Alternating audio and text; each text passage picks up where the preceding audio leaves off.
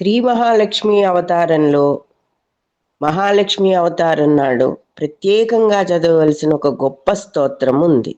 అదే అగస్త్య మహర్షులు వారు స్తుతించిన మాతర్నమామి కమలే కమలాయతాక్షి శ్రీ విష్ణు హృత్కమల వాసిని క్షీరోదజే కమల కోమల గర్భగౌరి అత్యద్భుతమైన స్తోత్రం.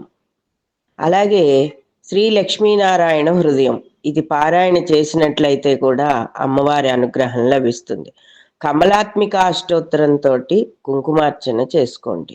అలాగే అన్నింటికన్నా అత్యంత ముఖ్యమైనది శ్రీ సూక్తం. ఈ శ్రీ సూక్తాన్ని 11 సార్లు పారాయణ చేసుకోండి. లలితా సహస్రం చదువుకోగలరు.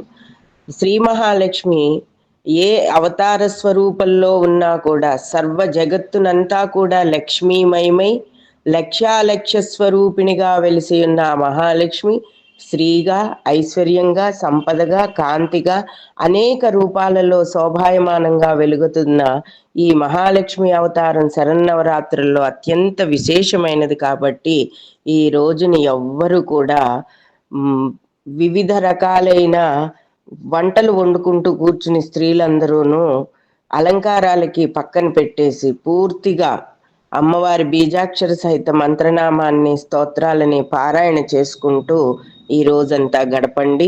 చూడండి, అత్యద్భుతమైన అమ్మ యొక్క అనుగ్రహం మీ అందరికీ ఎలా లభిస్తుందనేది మీరే మాటల్లో చెప్పలేని వాళ్ళుగా కూడా అలా ఉండిపోతారు. అంత గొప్పదైన మంత్ర శక్తి కలిగిన మంత్రము శ్రీ మహాలక్ష్మి మంత్రం. ప్రతి ఒక్కరూ కూడా సాధన చేయండి. త్రిసంధ్యలలోనూ కూడా బ్రాహ్మీ ముహూర్త కాలంలో ఉదయము, మధ్యాహ్నము, సాయంత్రము, ప్రదోష వేళ, రాత్రి 8 తర్వాత కూడా అమ్మవారి యొక్క నామాన్ని 48 నిమిషాలు ఘనంగా పఠించండి, మననం చేసుకోండి. ఆ మనస్సుకి తాళం వేసేయండి. ఏ తాపత్రయాలు పెట్టుకోవద్దు, కేవలం అమ్మ మీద ధ్యానమే పెట్టుకోండి. చూడండి, ఆ అమ్మవారి యొక్క ఆ మన అనుగ్రహం మనందరి మీద ఎలా ఉంటుంది అన్నది మీకే అర్థమవుతూ ఉంటుంది.